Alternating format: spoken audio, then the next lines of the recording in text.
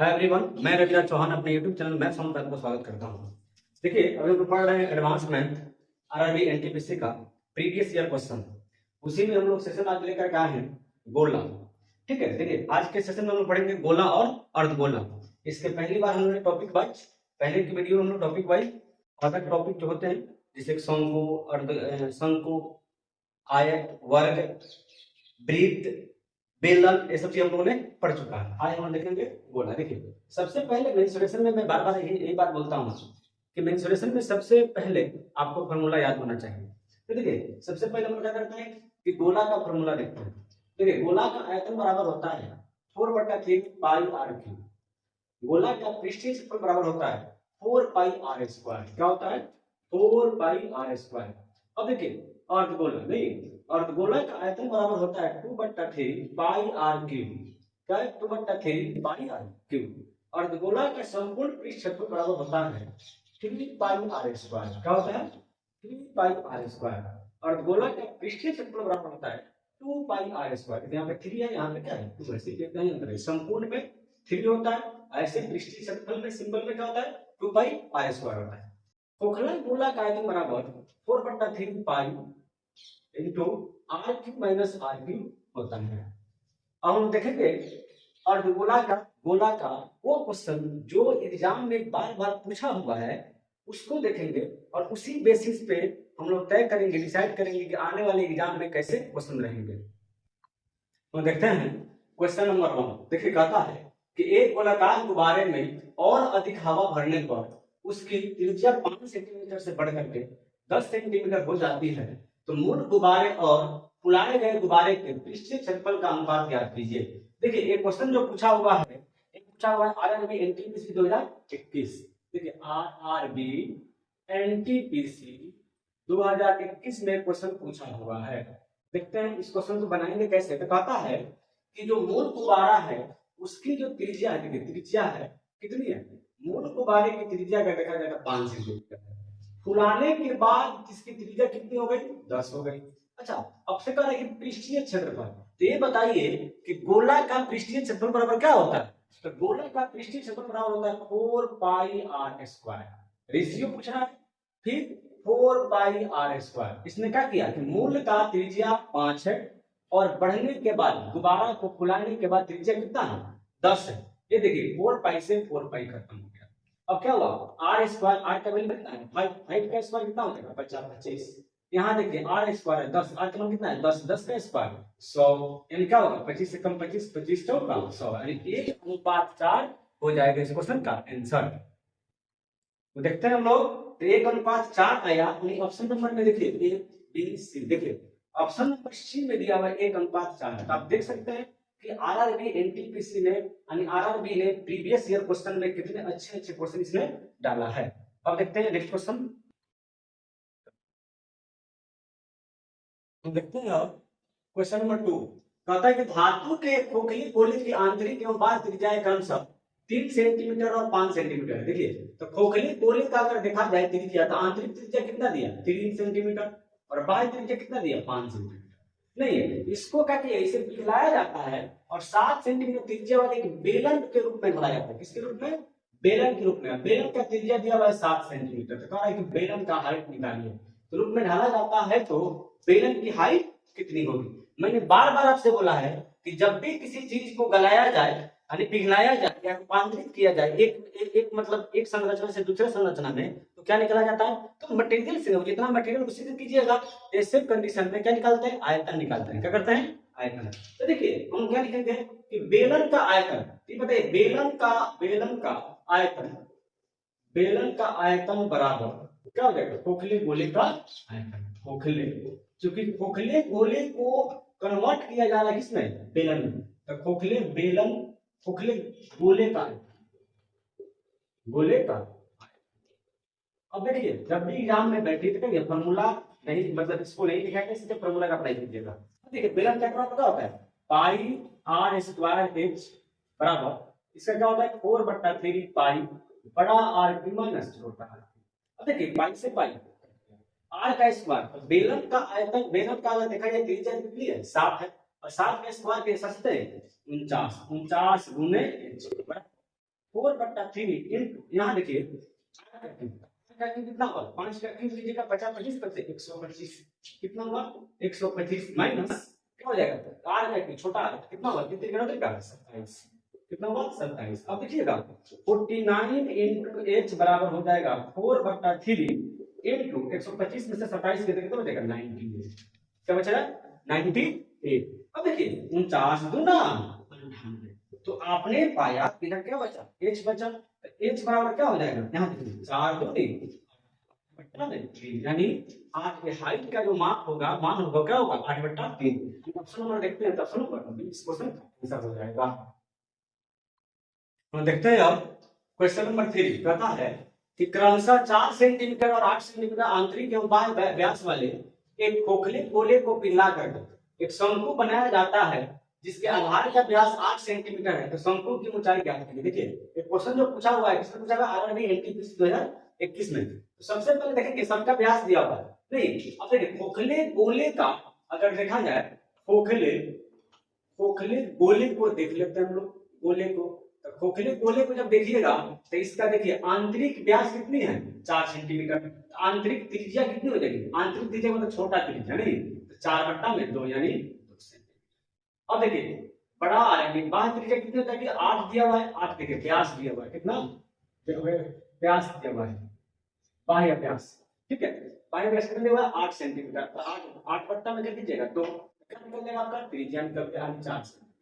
उसी प्रकार शंकु का भी इसने क्या किया आधार का व्यास दे दिया कितना 8 सेंटीमीटर।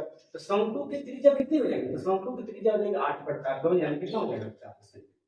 अब देखिए मैंने पहले बोल चुका हूं और आप लोग पहले से ही पता है कि खोखली किसी भी चीज को जब रूपांतरित किया जाता है एक से दूसरे में यानी बदला जाता है जैसे शंकु को गोला में बदल दिया जाए गोला को बेलन में बदल दिया जाए तो ऐसे कंडीशन में क्या निकलता है आयतन निकलते हैं। कितना निकलते हैं आयतन तो क्या निकलेंगे खोखले गोले का आयतन खोखले गोले का आयतन बराबर क्या होता है 4/3 पाई बड़ा आर क्यूब माइनस छोटा आर। ठीक है देखिए गोले को पिघला कर क्या बनाया आपने गोले को पिघला करके शंकु बनाया क्या बनाया शंकु। तो शंकु क्या करेंगे हम लोग शंकु का आयतन कैसे लिखेंगे शंकु का आयतन लिखेंगे तो शंकु का आयतन क्या होता है 1/3 पाई आर स्क्वायर एच।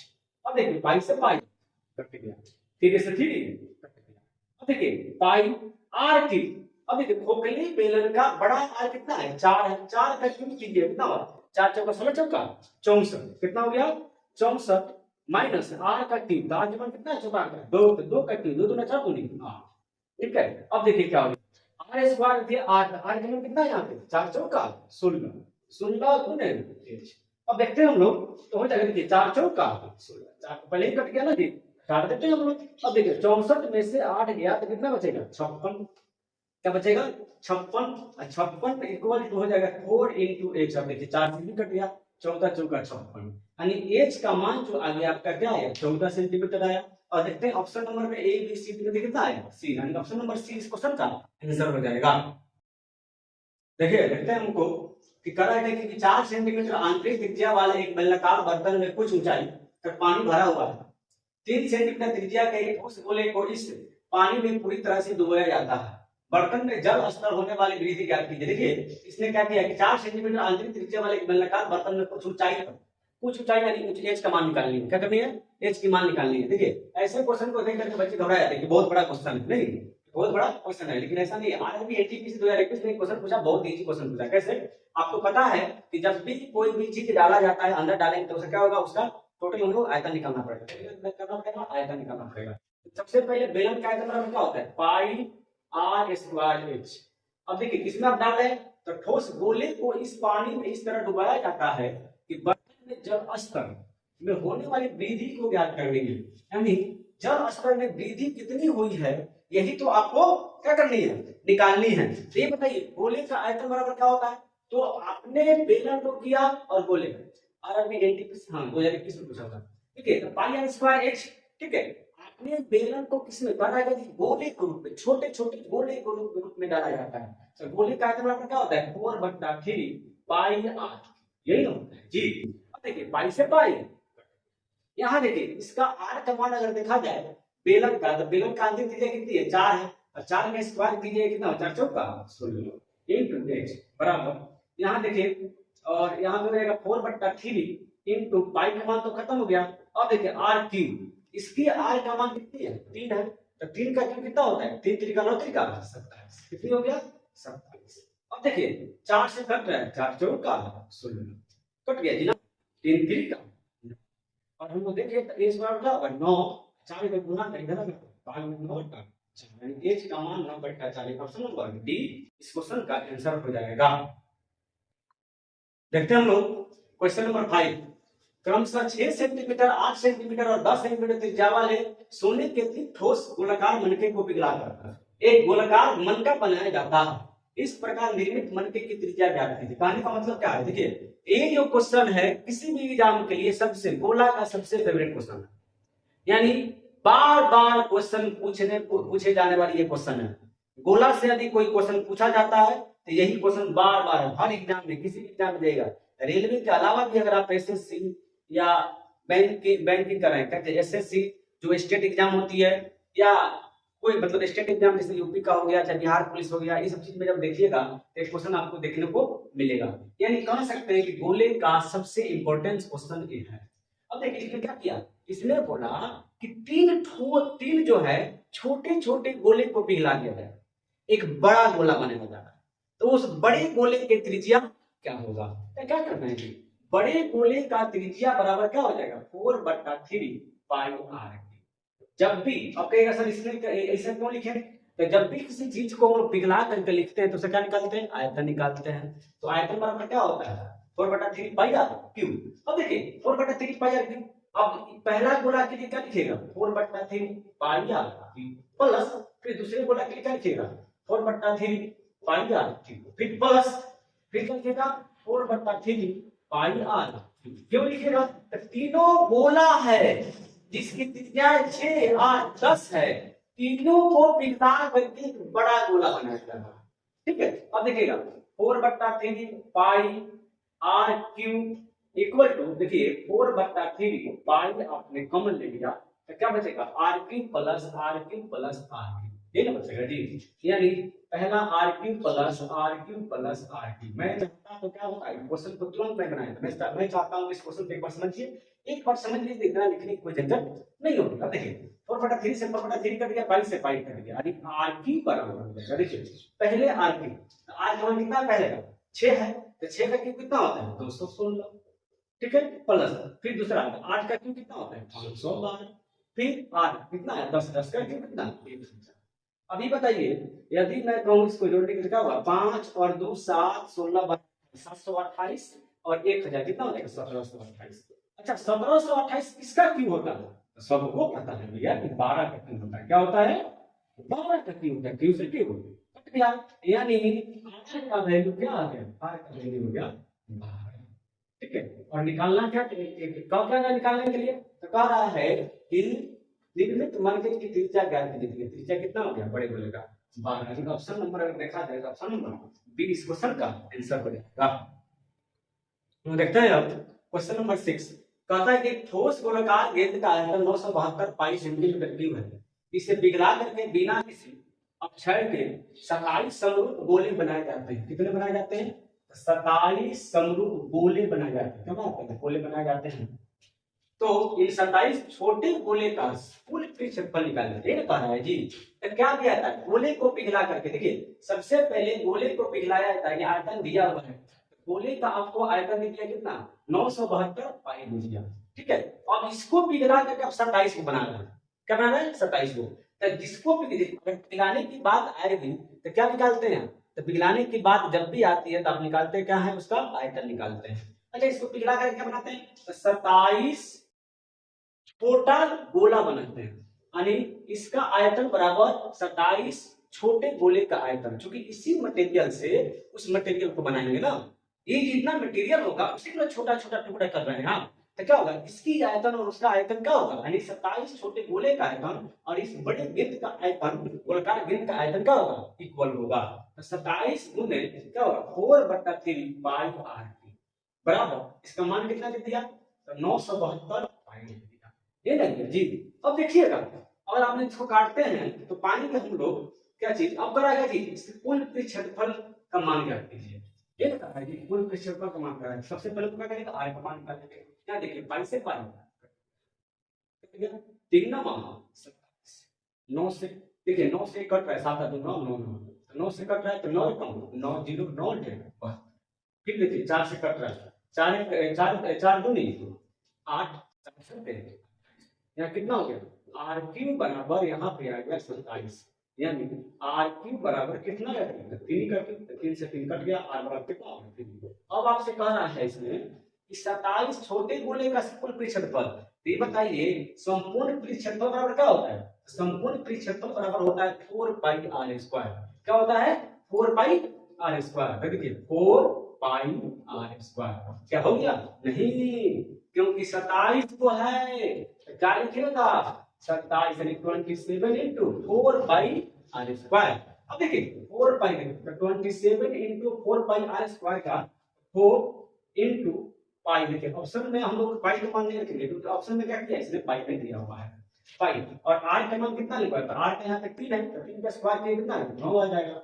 अब देखिए 27 इंटू 9 चौका 36 पाई, 36 में 27 से जब गुना कीजिएगा तो कितना होगा 972, कितना हो गया 972 पाई, यानी ऑप्शन नंबर डी इस क्वेश्चन का आंसर हो जाएगा। देखिए ये जो क्वेश्चन था आरआरबी एनटीपीसी 2022 में क्वेश्चन पूछा हुआ है, 2022 में इस क्वेश्चन को पूछा जा चुका है। तो आपने इस सीरीज में देखा कि वह कौन कौन सी गोला का या अर्धगोला का या खोखले गोले का तो कौन कौन सा मतलब क्वेश्चन है जो एग्जाम में पूछा जाता है, किस पैटर्न पे पूछा जाता है। हमने इसको क्या किया, पार्ट बाय पार्ट लाया, यानी गोला लाया, फिर शंकु लाया, फिर घनघटाव लाया, फिर आयत लाया। अब हम लोग क्या करेंगे, अब सभी को जो भी छूटा हुआ क्वेश्चन होगा किसी भी मतलब किसी भी टॉपिक का, अगर ये सॉल्यूशन का किसी भी टॉपिक का क्वेश्चन छूटा होगा एक मिसलेनियस करके वीडियो लाएंगे, जितने भी छूटे हुए क्वेश्चन को उसमें एक में हम लोग बता देंगे। ठीक है, मेरी यही कोशिश है कि आपकी एग्जाम की तैयारी बेस्ट हो, हम वही क्वेश्चन लेकर आ रहे हैं जो एग्जाम में बार बार पूछी जाती है। यदि आपको मेरी कंटेंट अच्छी लग रही है तो लाइक कीजिए, कमेंट कीजिए, सब्सक्राइब कीजिए और शेयर जरूर से जरूर कीजिए। Thank you.